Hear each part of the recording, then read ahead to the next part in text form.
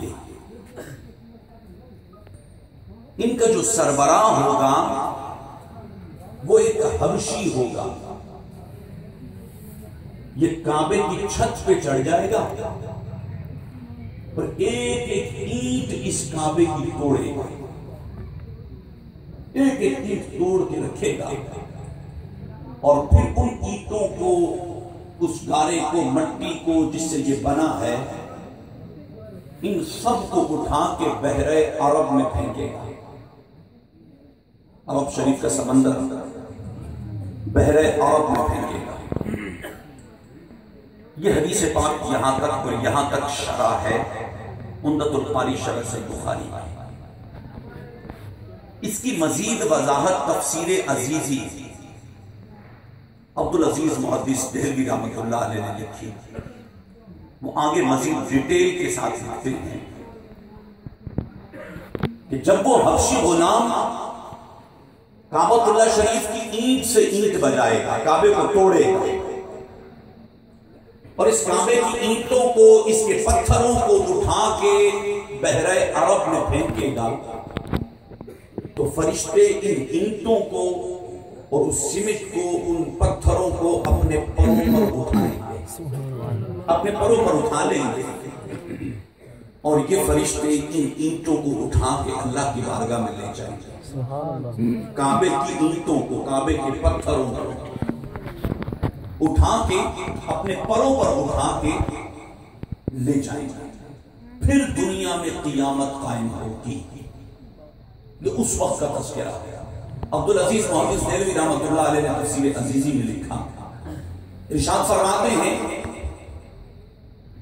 کعبۃ اللہ شریف کے پتھروں کو, اس کی اینٹوں کو وہ فرشتے اپنے پروں پر اٹھا کے بیت المعمور تک لے جائیں گے. یہ فرشتوں کا کعبہ ہے اوپر, وہاں پر لے کر جائیں گے اور قیامت قائم ہوگی.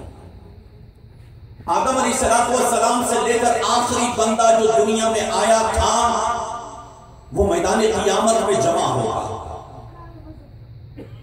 انس بن مالک رضی اللہ تعالیٰ عنہ ارشاد فرماتے ہیں اس کعبے کے پتھر, کعبے کے پتھر, کعبے کی اینٹیں یہ بولیں گے قیامت کے دن, یہ گفتگو کریں گے, کلام کریں گے, یہ کعبے کے پتھر عرض کریں گے. انس بن مالک کہتے ہیں تفسیر عزیزی میں عبدالعزیز محدث دہلوی رحمۃ اللہ علیہ فرماتے ہیں کہ یہ کعبے کے پتھر اللہ کی بارگاہ میں کہیں گے. ہر آدمی وہاں موجود ہے, آدم سے لے کر آخری بندہ جو دنیا میں آیا, یہ سارے میدان قیامت میں موجود ہے. اور یہ کعبے کے پتھر اور کعبے کی اینٹیں اللہ کی بارگاہ میں کلام کریں گے اور کہیں گے, نام لیں گے, یہ فلاں ابن فلاں, فلاں قبیلے والا, یہ فلاں ابن فلاں, فلاں قبیلے والا, یہ فلاں ابن فلاں, فلاں قبیلے والا. نام لے گا, یہ کعبے کی اینٹیں نام لیں گی, باپ کا نام لیں گی اور قبیلے کا نام لیں گی. اور یہ اینٹیں نام جب لے لیے, جتنوں کے نام ان پتھروں نے لینے تھے, کعبے کے پتھروں نے اور کعبے کی اینٹوں نے جتنے نام لینے تھے لے لیے. لینے کے بعد یہ کعبے کے پتھر اللہ کی بارگاہ میں عرض کریں گے مالک کریم یہ وہ لوگ ہیں جن کے نام لیے, یہ وہ لوگ ہیں جن کے دلوں میں سر کی آنکھوں سے مجھے دیکھنے کی تڑپ تھی, سر کی آنکھوں سے مجھے دیکھنے کی دنیا میں تڑپ تھی, اور اے اللہ تو نے انہیں ظاہری اسباب بھی عطا کیے. یہ آئے کعبے کے پتھر کہہ رہے, یہ آئے میرا دیدار کیا, میرے گرد طواف کیا, لبیک کی صدا کو بلند کیا. اے اللہ یہ سارا تیری رضا کے لیے تھا. اے مالک ان کی اس طرف, ان کے اس دیدار, ان کے اس تلبیہ کے صدقے میں مالک ان لوگوں کو بخش دے. تو جن جن لوگوں نے کعبے کا دیدار کیا, حج کیا, عمرہ کیا اللہ کی رضا کے لیے, یہ کعبے کے پتھر قیامت کے دن نام, باپ کا نام اور قبیلے کا نام لے کے شفاعت کریں گے. وقیل للکعبہ لفظ موجود ہے تفسیر عزیزی کے اندر, اور کعبے سے کہا جائے گا, اب کعبے کے اینٹوں سے کہا جائے گا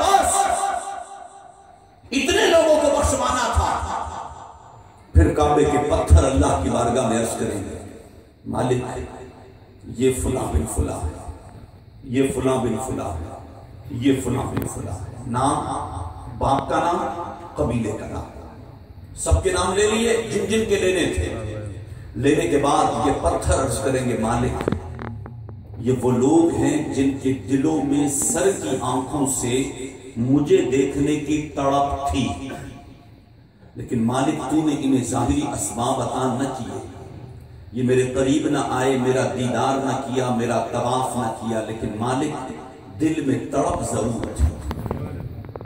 आज वो दुनिया में किसी भी मकाम पर हो, दुनिया में किसी मुल्क, किसी शहर, किसी कबीले, किसी गोठ में हो, काबे को देखने को तड़पता है, उसके दिल में आरज़ू है कि मैं काबे को देखूं, काबे का दीदार करूं, काबे का तवाफ करूं, लब्बैक की सदा को बुलंद करूं, दिल में तड़प है, लेकिन ज़ाहिरी असबाब नहीं है।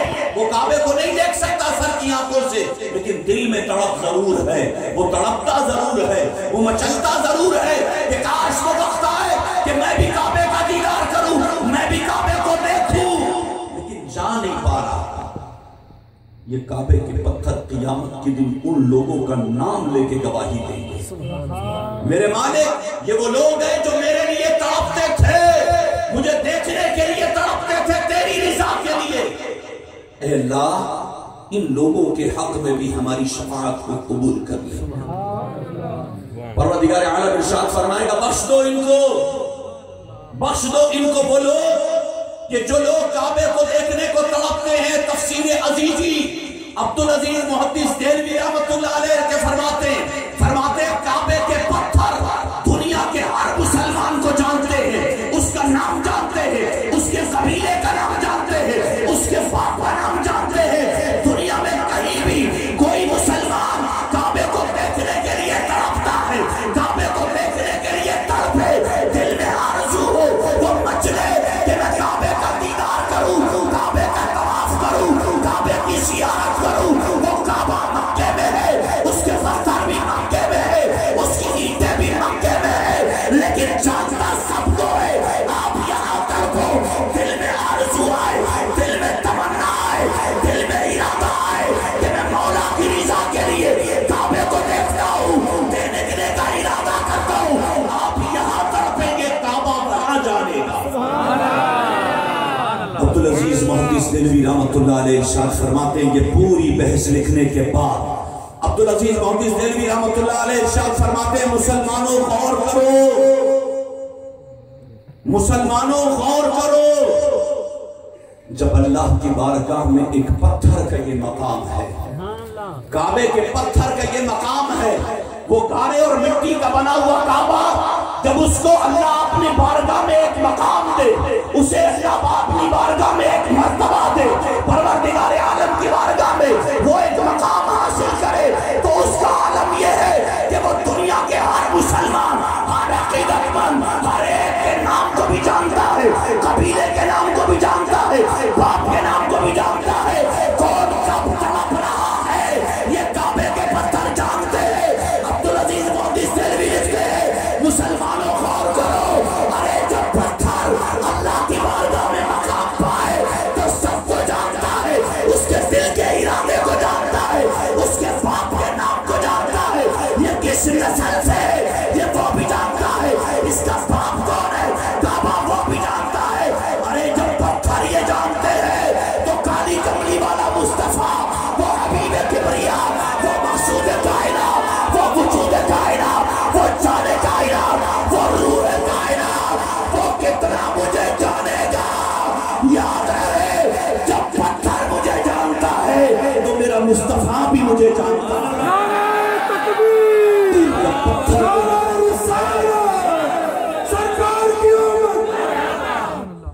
जब पत्थर मुझे जानता है तो ये कैसे हो सकता है कि मेरा मुस्तफा मुझे नहीं जानता, मेरा महबूब मुझे न जाने। पॉसिबल ही नहीं है, मुमकिन ही नहीं है।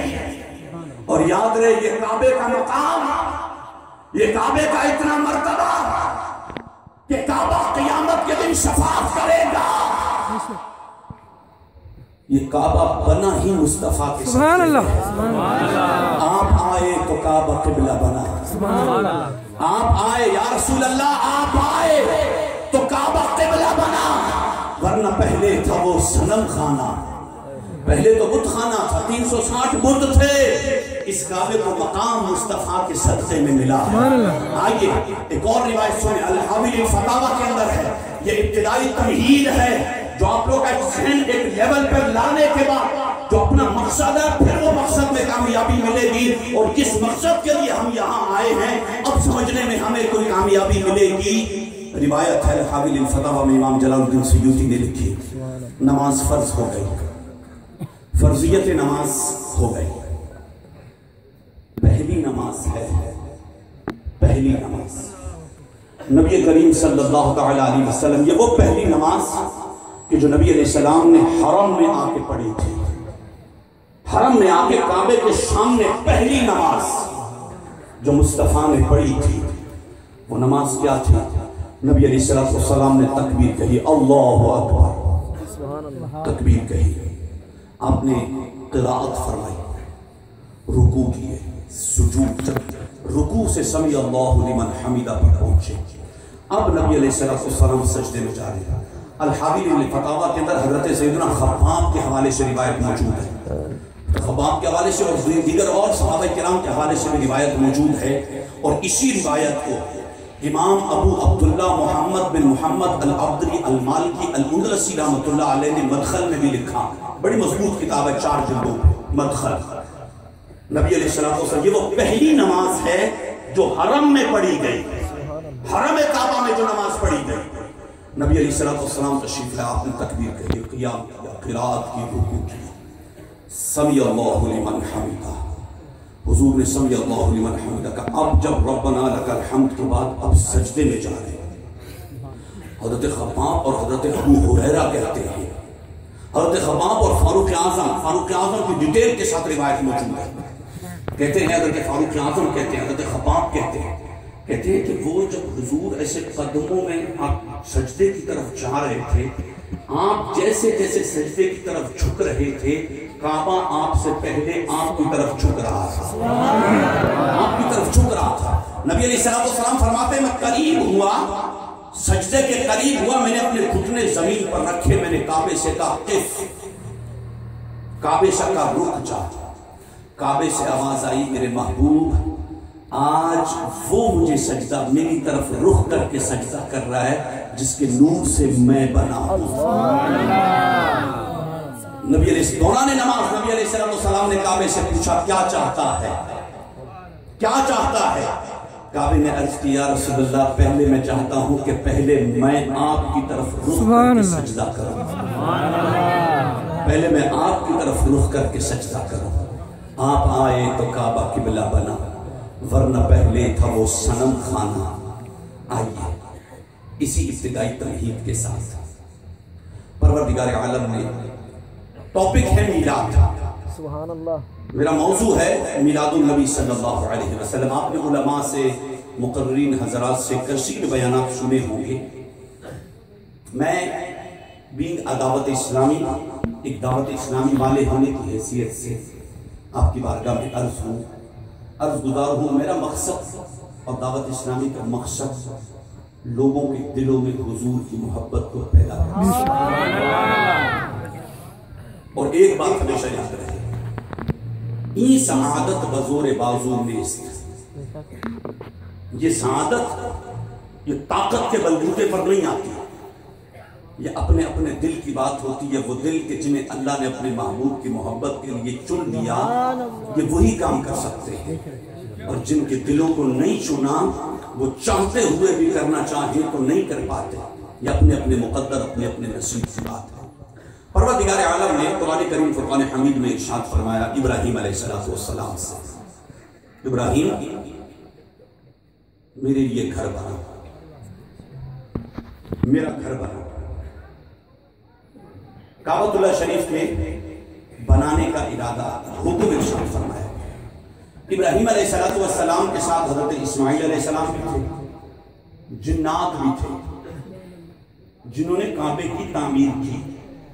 جنات تفسیر کبیر امام فخر الدین رازی نے لکھا ہے، جنات ملک شام طور سینا سے پتھر لاتے تھے، طور سینا سے پتھر لے کر آتے تھے، اور مختلف پہاڑوں سے جو باقاعدہ موجود ہے جبل ابی قبیس، یہ حرم شریف کے پاس ہی کا پہاڑ ہے جبل ابی قبیس، جبل ابی قبیس سے بھی پتھر آئے، وہاں سے جبل رحمت میدان عرفات وہاں سے بھی پتھر آئے، ملک شام سے بھی پتھر آئے۔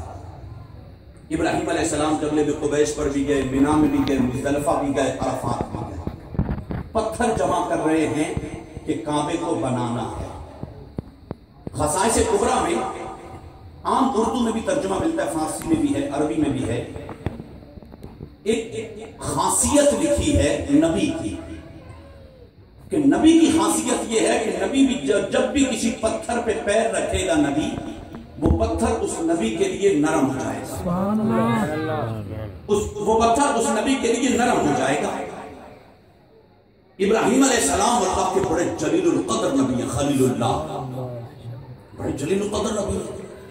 ابراہیم علیہ السلام کو حکم بھی ہو گیا کہ آپ میرا گھر بناؤ۔ ابراہیم علیہ السلام بھی پتھر جمع کر رہے ہیں، اسماعیل علیہ السلام بھی پتھر جمع کر رہے ہیں، جنات بھی پتھر لا کے دے رہے ہیں۔ اب ابراہیم علیہ السلام جبل ابی قبیس پر بھی گئے، مکے کی گلیوں میں بھی گھومے، قریب پہاڑوں پر بھی گئے، جب میدان عرفات، مینا، مزدلفہ پہاڑی سلسلہ ہے وہاں پر بھی گئے۔ اب ابراہیم علیہ السلام کا کام کیا تھا؟ ابراہیم علیہ السلام جب گلی میں یا کسی پہاڑ کے پتھر پر پیر رکھتے تھے، پتھر نرم ہوتا تھا، آپ کا پاؤں اس پر نقش ہو جاتا، اور جیسے ابراہیم علیہ السلام اپنا قدم اٹھاتے وہ جو نشان تھا وہ نشان مٹ جاتا، قدم رکھتے نشان بنتا، قدم اٹھاتے نشان ختم۔ ابراہیم علیہ السلام نے کعبے کی تعمیر شروع کی، ایک پتھر منتخب کیا کہ جس پتھر کے اوپر ابراہیم علیہ السلام خود کھڑے ہوئے، اس پتھر پر کھڑے ہو گئے۔ اب کعبے کی تعمیر، اسی کمرے کی تعمیر ہو رہی ہے، کعبۃ اللہ شریف کی تعمیر ہو رہی ہے۔ اب کعبۃ اللہ شریف کی تعمیر ہوتی گئی، یہ چاروں دیواریں اونچی ہوتی گئیں۔ ابراہیم علیہ السلام جس پتھر پر کھڑے تھے یہ پتھر بھی ہوا میں اڑنے لگتا، اوپر کی طرف آتا، اوپر کی طرف آتا۔ ابراہیم علیہ السلام یوں کعبے کی تعمیر کروا رہے تھے، تعمیر مکمل ہو گئی، پتھر واپس نیچے آ گیا۔ ابراہیم علیہ السلام آج بھی جو حاجی، جو عمرہ کرنے والے، جنہوں نے حج کیا، عمرہ کیا، وہاں پر جاتے ہیں، قریب ہی ہے مقام ابراہیم، جس کو اللہ نے قرآن پاک میں فرمایا وَاتَّخِذُوا مِن مَقَامِ إِبْرَاهِيمَ مُصَلًّى، اے لوگوں مقام ابراہیم کو مصلی گاہ بنا لو۔ اصول یہ ہے کہ جب بھی کوئی طواف کرے گا حج میں یا عمرہ میں تو وہ پھر مقام ابراہیم کو سامنے رکھ کے پیچھے 2 رکعت نفل پڑھے گا، ورنہ مطاف میں کہیں بھی پوسیبل ہو، جگہ ملے تو نفل پڑھ سکتے۔ افضل یہ ہے کہ مقام ابراہیم آپ کے سامنے ہو اور آپ 2 رکعت نفل پڑھیں۔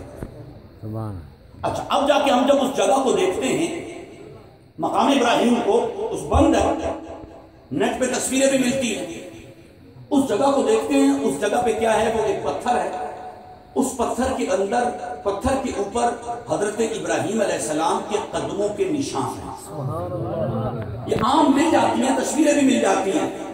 سوال پوچھئے کسی مفتی سے، کسی عالم سے کہ ابراہیم علیہ السلام کے قدم تو جبل ابی قبیس پر بھی پڑے تھے، وہاں کے پتھروں پر، مکے کی گلیوں کے پتھروں پر بھی ابراہیم کے قدم بنے پڑے تھے، اور ان پتھروں پر بھی قدم کا نشان بنا تھا، لیکن جیسے قدم اٹھایا وہ نشان مٹ گیا۔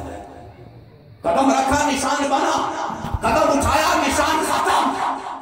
لیکن یہ وہ پتھر ہے کہ قدم رکھا نشان بنا، قدم اٹھایا نشان مٹا نہیں۔ سبحان اللہ، آج بھی سلامت ہے اور یہ قیامت تک سلامت رہے گا۔ پوچھئے کسی عالم سے، کسی مفتی سے کہ حضرت والا ابراہیم علیہ السلام کے قدم جبل ابی قبیس کے پتھروں پر پڑے تھے، نشان بنا تھا، قدم اٹھا نشان ختم۔ جبل ابی قبیس پر، مکے کی گلیوں پر، عرفات کے میدان کے پہاڑوں پر، مینا میں، مزدلفہ میں، جس پتھر پر ابراہیم کے قدم لگے نشان بنا، قدم اٹھے نشان ختم۔ یہ وہ پتھر ہے کہ جس پہ قدم رکھا نشان بنے، قدم اٹھایا نشان مٹا نہیں، آج بھی سلامت ہے۔ पूछे, सवाल पूछे क्यों? कोई तो हिकमत होगी, कोई तो रीजन होगा, सबब होगा। बगैर रीजन के तो कुछ भी नहीं हुआ। अब इसका जवाब देते हुए ज़ुज्जाजतुल मसाबी के अंदर और मुसन्नफ अब्दुल रज़्ज़ाक़ के अंदर बाकायदा इसको लिखा। इसकी वजह यह है कि जब इब्राहीम अलैहिस्सलाम ने काबे की तामीर कर ली और काबे की तामीर करने के बाद इब्राहीम अलैहिस्सलाम इसी पत्थर पर खड़े, इब्राहीम अलैहिस्सलाम ने दोनों हाथ उठाए और अल्लाह की बारगाह में दुआ की, परवरदिगार आलम की बारगाह में दुआ की, मालिक तूने मुझे हुक्म दिया था मैंने तेरा घर बना दिया, काबा बना दिया। कुरान में वो अल्फाज मौजूद है, रब्बना वबअस फीहिम रसूला। ऐ अल्लाह तूने मुझे काबा बनाने का हुक्म दिया, मैंने काबा बना दिया, काबा बन गया। इसी पत्थर पर खड़े होकर इब्राहीम अलैहिस्सलाम ने दोनों हाथ उठा के दुआ की। कुरान ने वो दुआ नकल की कि रब्बना वबअस फीहिम रसूला। ऐ अल्लाह काबा मैंने बना दिया है, अब जो काबे को पाक करेगा, काबे को काबा बनाएगा, काबे को इज्जत देगा, काबे को ताजीब देगा, काबे को अज़मत देगा। रब्बना वबअस फीहिम रसूला। ऐ अल्लाह अब उस महबूब को भेज, उस नबी को भेज, उस महबूब की विलादत कर दे, वो नबी पैदा हो जाए जो काबे को काबा बनाएगा, जो काबे को तैयब करेगा, जो काबे को पाक करेगा, जो काबे को मुनव्वर करेगा, जो काबे को अज़मत देगा। रब्बना वबअस फीहिम रसूला। ऐ अल्लाह अब काबे को सजाने वाले को भेज दे।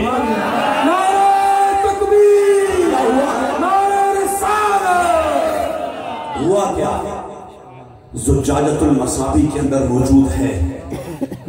इसका कदम इब्राहीम अलैहिस्सलाम मकाम इब्राहीम पर कदम बने और जब कदम उठाए तो निशान मिटे हुए।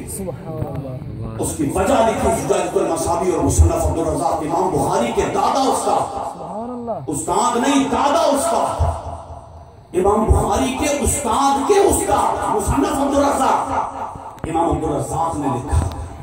इरशाद फरमाते हैं मुसन्नफ में, आप इरशाद फरमाते हैं इस पत्थर पर निशान बने और मिटे नहीं।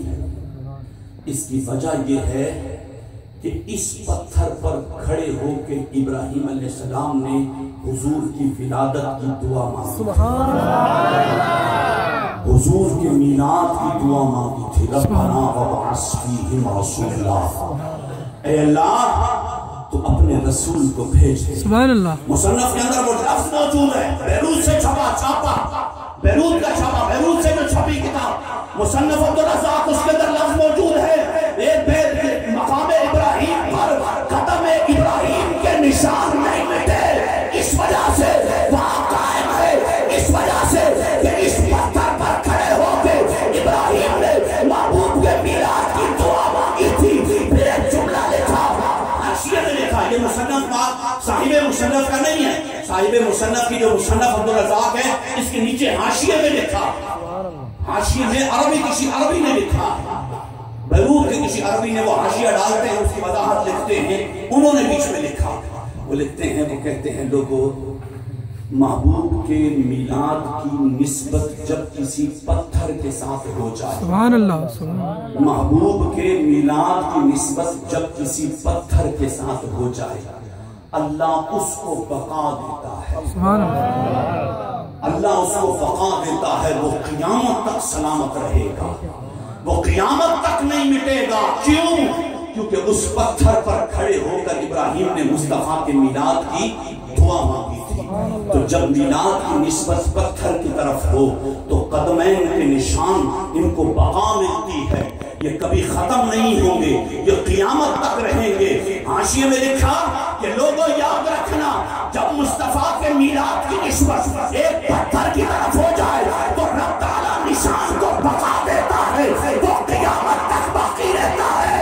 तो जो मुसलमान मुस्तफा का मीलाद मनाएगा, हुजूर की विलादत का तज़किरा करेगा, तो जैसे रब ने पत्थर को बका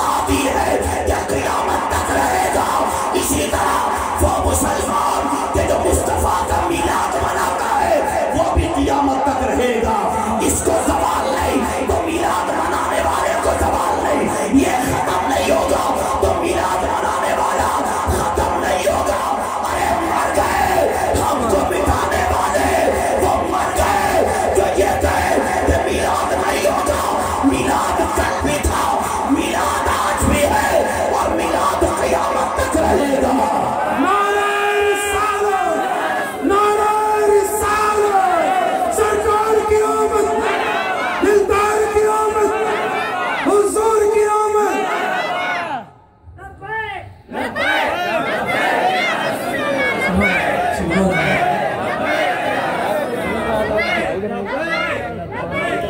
اب سمجھ میں آیا کہ انہدام کعبہ، انہدام کعبہ پھر کعبے کے حوالے سے موضوع ہے مصطفیٰ کی میلاد، سبحان اللہ، سرکار کی ولادت۔ ماشاء اللہ، اب ایک اور ہے، ایک اور بڑی دل نشین روایت، اسے بھی امام بخاری نے اپنی تاریخ میں لکھا، امام بخاری نے اپنی تاریخ میں لکھا۔ امام بخاری رحمۃ اللہ علیہ لکھتے ہیں مکہ مدینہ طیبہ، مدینہ طیبہ کی پرکیف فضائیں ہیں، مفہوم عرض کر رہا ہوں، مدینہ طیبہ کی پرکیف ہوائیں ہیں۔ نبی کریم صلی اللہ تعالیٰ علیہ وسلم کے پاس حضور علیہ السلام نے مدینہ طیبہ کے قریب قریب جو گاؤں تھے کافروں کے، نبی علیہ السلام نے انٹیلیجنس، انفارمیشن کے لیے کچھ صحابہ کو مقرر کیا تھا کہ تم فلاں کافر کے قبیلے میں رہو، تم ادھر رہو، تم ادھر رہو، تم ادھر رہو، تاکہ مجھے بتاؤ کہ یہ اسلام کے خلاف کیا پلاننگ کر رہے ہیں، کافروں کی کیا سوچ ہے اسلام کے خلاف۔ نبی علیہ السلام مدینہ طیبہ میں ہے، ایک صحابی حاضر ہوتے ہیں اور عرض کرتے یا رسول اللہ صلی اللہ علیہ وسلم فلاں فلاں کافروں کا قبیلہ ہے، انہوں نے یہ ارادہ کیا ہے کہ ہم مدینے پر اٹیک کرتے ہیں، حملہ کرتے مدینے پر۔ نبی علیہ السلام نے فرمایا صحابہ کو جمع کرو، جلیل القدر صحابہ کو جمع کیا گیا۔ نبی علیہ السلام نے صحابہ کرام سے مشورہ کیا، مجھے اس طرح کی انفارمیشن ملی ہے کہ کافر فلاں قبیلہ کافروں کا وہ مدینہ طیبہ پر حملہ کرنا چاہتا ہے، ہمیں کیا کرنا چاہیے؟ صحابہ کرام نے عرض کیا رسول اللہ صلی اللہ علیہ وسلم ہمیں چاہیے کہ ہمارا ناقص مشورہ یہی ہے، ہمیں چاہیے کہ ہم پہلے اٹیک کرتے ہیں، پہلے حملہ کرتے ہیں، اس سے پہلے کہ وہ ہم پر اٹیک کریں ہم پہلے ان پر حملہ کر دیتے ہیں۔ نبی علیہ السلام نے ارشاد فرمایا چلو جنگ کی تیاری کریں، سبحان اللہ، تیاری کرو، ابھی ہم حملہ کریں گے۔ جب 3 دن کے اندر مختصر سے وقت میں جو پاسبل تھی تیاری وہ تیاری کر لی گئی، تیاری ہو گئی۔ نبی علیہ السلام بنفس نفیس تشریف لے گئے، حملہ ہوا، نبی علیہ السلام اس لشکر نے حملہ کیا، کافر پسپا ہو گئے، کافر جنگ ہار گئے۔ نبی علیہ السلام واپس مدینہ طیبہ آ گئے۔ عرب کا دستور تھا کہ جب اپنے دشمن کو میدان جنگ میں نہ ہرا سکو، فیس ٹو فیس نہ ہرا سکو، کہ میدان جنگ میں جنگ ہوئی، جنگ میں نہیں ہرا سکتے، تو پھر عرب یہ کرتے تھے کہ بڑے بڑے شعراء کو جمع کرتے تھے، زمانہ جاہلیت کے بڑے بڑے شعراء کو جمع کیا کرتے تھے اور اپنے دشمن کے ان کی توہین پر، ان کی انسلٹ پر، ان کی ہجو پر اشعار لکھواتے تھے۔ اب اس قبیلے نے جو میدان جنگ میں جنگ ہار گیا، اس قبیلے نے بھی شعراء اکٹھے کیے، شعراء اکٹھے کیے اور ان سے کہا کہ تم نے مسلمانوں کے نبی کی توہین پر شعر لکھ لیے، مسلمانوں کے نبی کی انسلٹ پر شعر لکھنے، توہین پر، ہجو۔ اب عربوں نے شروع کیا حضور کی توہین پر شعر لکھنا، شعر لکھ لیے، لونڈیاں خریدی گئی، لونڈیاں خریدی، اور اس زمانے کے اندر عورتیں غلام جو لونڈیاں ہوتی تھیں وہ لونڈیاں خریدی گئی، 4 لونڈیاں تھیں، 4 لونڈیوں کو یہ اشعار دے دیے، لکھ کے اشعار دے دیے کہ جاؤ مدینہ طیبہ کی گلیوں میں یہ شعر پڑھو، مدینہ کی گلیوں میں یہ شعر پڑھو جس میں حضور کی توہین ہے۔ اب وہ 4 لونڈیاں آ گئی اس قبیلے سے، 4 لونڈیاں آ گئی اور انہوں نے آ کے حضور کی توہین پر، اب دیکھتی جس گلی میں صحابی موجود نہیں ہے، ویران سی گلی ہے، گزرگاہ نہیں ہے، وہاں پر ایک لڑکی کھڑی ہو جاتی، ایک لونڈی کھڑی ہو جاتی، ایک دوسری، ایک تیسری، ایک چوتھی کھڑی ہو جاتی، اور یہ شعر پڑھتی ہے، حضور کی توہین ہو گئی، شعر پڑھتی ہے۔ نبی کریم علیہ السلام ایک گلی سے گزر رہے تھے، نبی علیہ السلام کے کانوں میں یہ شعر پڑ گئے، آواز سن حضور کہ حضور کی توہین پر شعر بولے جا رہے ہیں۔ نبی علیہ السلام کچھ دیر کے لیے رک گئے۔ امام بخاری نے اپنی تاریخ کی دوسری جلد میں لکھا، نبی علیہ السلام کچھ دیر کے لیے رک گئے، رکا، سنا، نبی علیہ السلام کی آنکھوں سے آنسو آئے، اور وہ آنسو حضور کی داڑھی پر، حضور کی داڑھی آنسوؤں سے تر ہو گئی، اور اسی عالم میں نبی علیہ السلام مسجد نبوی شریف میں جاتے، اپنے مصلی پر بیٹھ جاتے، قبلہ روح ہو کے اتحیات کی صورت میں قبلہ روح ہو کے بیٹھ جاتے، اور زار و قطار ہچکیاں لے کے روتے، نبی علیہ السلام ہچکیاں لے کے روتے۔ انس بن مالک رضی اللہ تعالیٰ عنہ آتے ہیں مسجد نبوی شریف میں، دیکھا حضور اپنے مصلی پر ہیں اور رو رہے ہیں، انس بن مالک بھی پیچھے بیٹھ جاتے ہیں، اور حضور کی پشت انور کو دیکھ دیکھ کر انس بن مالک بھی روتے ہیں۔ کچھ دیر بعد نبی علیہ السلام نے ایسے چہرہ پھیرا انس کی طرف اپنا چہرہ اقدس کیا، نبی علیہ السلام نے ارشاد فرمایا، یا انس، اے انس، این الحسان، اب آپ کو حدیث یاد آئی، سبحان اللہ، این الحسان، حسان کہاں ہے؟ انس بن مالک کہتے ہیں وَهُوَ فِي السُّوقِ، یا رسول اللہ صلی اللہ علیہ وسلم وہ بازار میں ہے۔